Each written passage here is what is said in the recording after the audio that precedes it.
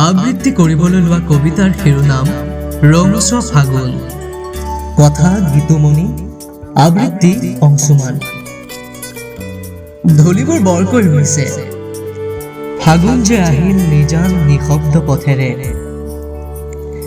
খিৰিকীখন খুলিছিলোহে, এজাক বতাহে চুই গ'ল, মন পৰশা বতাহ, ফাগুনৰ পচোৱা বতাহ। এই ফাগুন তই আকৌ আহিলি, নদীৰ পাৰে পাৰে পলাশ ফুলিল, শিমলু ফুলিল।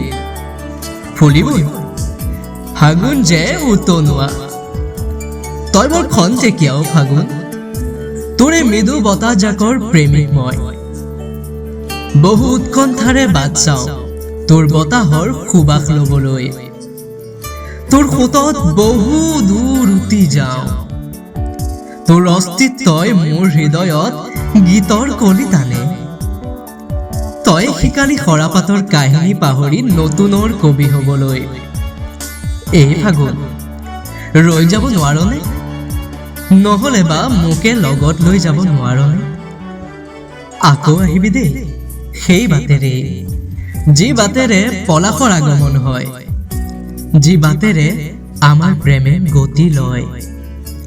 যোৱাৰ বাটত ভালদৰে যাবি, মোক নাপাহৰিবি। আগ্ৰহেৰে বাট চাম, আকৌ আহিবি। এতিয়া মাথোন অপেক্ষা বসন্তৰ আগমনলৈ। ধন্যবাদ।